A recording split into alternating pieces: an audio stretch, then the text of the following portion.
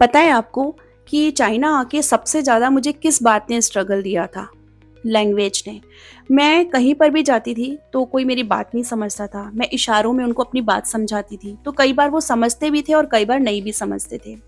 और मैं जब ग्रोसरी जाती थी, तो ग्रोसरी में क्या होता था कि जैसे मुझे अगर कोई चीज़ चाहिए, ठीक है ना?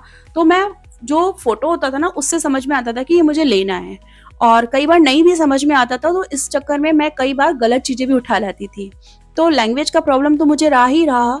और आप सोचो, अगर आपको हॉस्पिटल जाना पड़े और आपके हस्बैंड उस सिटी में उस टाइम नहीं हैं और आप अकेले हो और आपको अचानक से हेल्थ में इश्यू आता है और आपको दिखाना पड़े डॉक्टर को, और मेरे को प्रॉब्लम थी कि मेरे को चाइनीज़ आती ही नहीं थी, तो आप सोचो कि मैंने उस चीज़ को कैसे हैंडल किया होगा उस समय।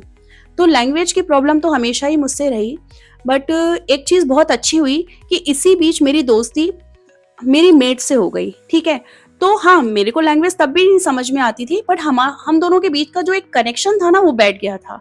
तब मुझे समझ में आया कि लैंग्वेज ही सब कुछ नहीं होता है, समझना भी हमको पड़ता है। हमको अपनी तरफ से ट्राई भी करना पड़ता है। आपने भी कभी ऐसा मोमेंट फेस किया है जहाँ आपको लैंग्वेज नहीं आती हो? कमेंट में रिलेट लिखो और सब्सक्राइब करो देसी गर्ल इन चाइना, और मैं कल आपको बताती हूँ कि मैंने इस स्ट्रगल को आगे कैसे हैंडल किया।